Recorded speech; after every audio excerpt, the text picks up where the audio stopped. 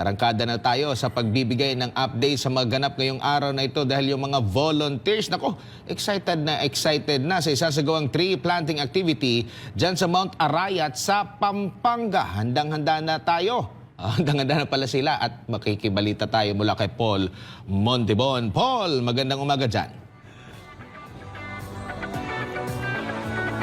Magandang umaga at Mara, MJ, mayap ka bakekongan para sa lahat ng mga kababayan natin, lalong-lalo na dito sa Pampanga at sa buong mundo na nakatutok na sa ating 131 Nation and Cleanliness Drive na isinasagawa ngayon nationwide. Aba naman totoo at excited na ang lahat ng mga kababayan natin, mga volunteers natin para makiisa sa ating tree planting activity dito mismo sa San Juan Banyo, Mount Arayat dito sa Pampanga. At nagpapasalamat sila ng marami dahil naging bahagi muli sila sa isang napakamagandang adikain at makakalikasan na gawain at aktibidad na pinangungunahan niya ng ating buting pastor, Pastor Apollo C. Kibuloy sa pangangalaga ng ating kalikasan. Abay, wag nating patagalin pa dahil marami tayong mga private sectors and of course mga groups na nakikiisa ngayon. Isa na dito ang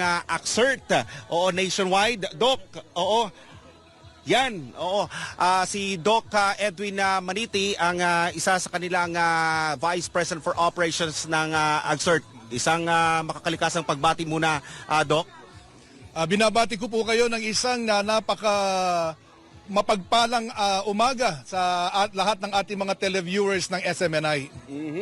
At ilan ba ang mga volunteers natin at excited na tayo para sa ating magiging activity ngayong araw na ito? This morning, meron tayong 55 na mga volunteers from ACCERT and United Frontliners. At kanina habang nagsasalita kayo ay sinabi nyo na hindi lang ito anti-crime ang advokasya ng grupo ho ninyo.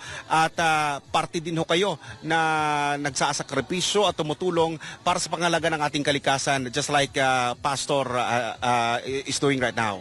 Tama po kayo. Ang isa sa aming mga core values ng ACCERT ay kami po ay makakalikasan. Kaya nga po aming pinangangalagaan ang ating kalikasan. Nationwide po ito.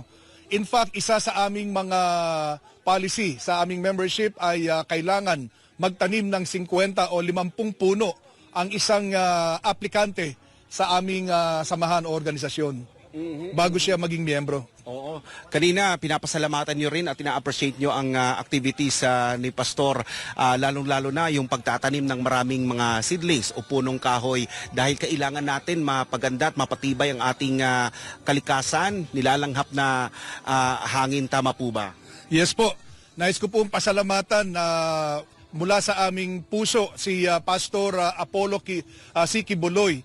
At saan man po kayo naroon ngayong umaga at nais po naming iparating sa inyo na napakaganda ho nitong inyong programang ito.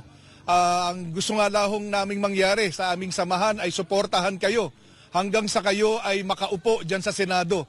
Dahil katulad ho ninyo ang mga taong dapat na nangunguna at namumuno sa bansang ito.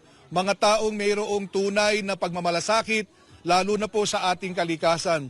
Dahil sang-ayon po sa ginawa na report na sa United Nations ng climate change, by 2030, kapag hindi ho nagbago ang paggamit natin o pag-emit natin ng carbon, by 2030, sang-ayon po sa kanilang report, ay kinakailangan lahat ng tao sa buong mundo ay kailangan gumamit ng oxygen. So ang bawat tao kinakailangan pumunta sa 7-Eleven o sa mga supermarket upang bumili ng oxygen dahil wala na silang malalanghap na sariwang hangin.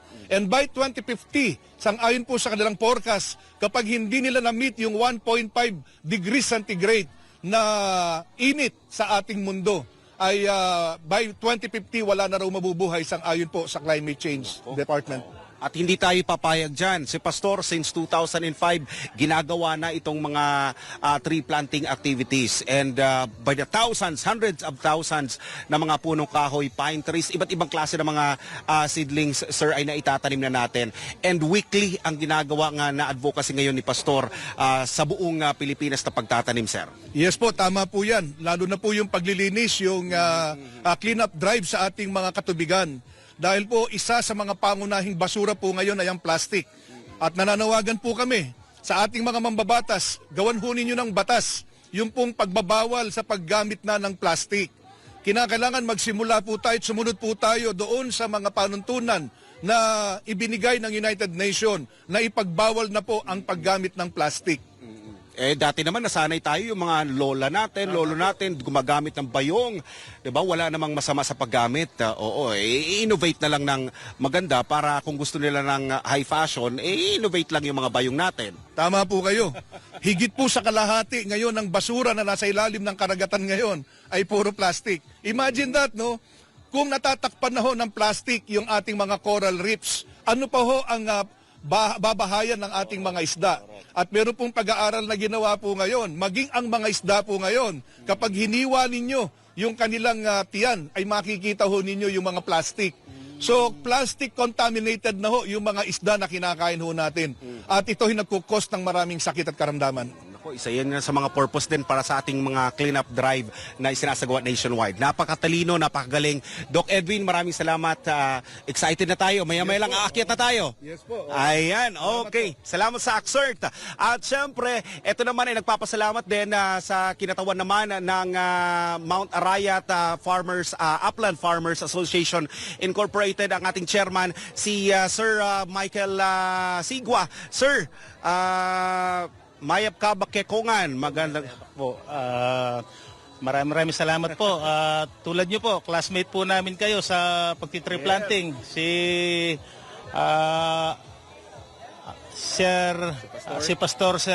Pastor Apollo Buloy, Kibuloy. Maraming salamat po sa inyo dahil po sa mga tao nyo na parito po, malaking bagay po ito sa mga susunod pa po nating generasyon. At ito pong mga nara, nagtatagal po ng higit pang 100 taon to. Pag napabuhay po natin ito dito sa kabundukan natin, matatag po. Hindi lang po itong bayan na to nagpapasalamat, pati Karatig Bayan. Tsaka po itong saloobin po ng mga magsasaka dito. Hindi lamang po sa pagtatanim, sana po papakinggan po tayo ng gobyerno kahit konting tulong lang po. Tulungan po natin ang itatanim po natin. Paano po natin matutulungan? Pagdating po ng Tagaraw, meron pong maraming wildfire po dyan. Paano po natin masasabat yun? Sana po meron po tayo magme-maintenance. At saka kailangan din po natin ng mga bantay gubat. Meron na po dyan pero kulang pa po yun. Kaya po maraming salamat po. Hindi ko na po patatagalin dahil po marami pa po tayong magsasalita po yata rito. Maraming salamat na lang po sa inyo lahat. Mabuhay po kayo.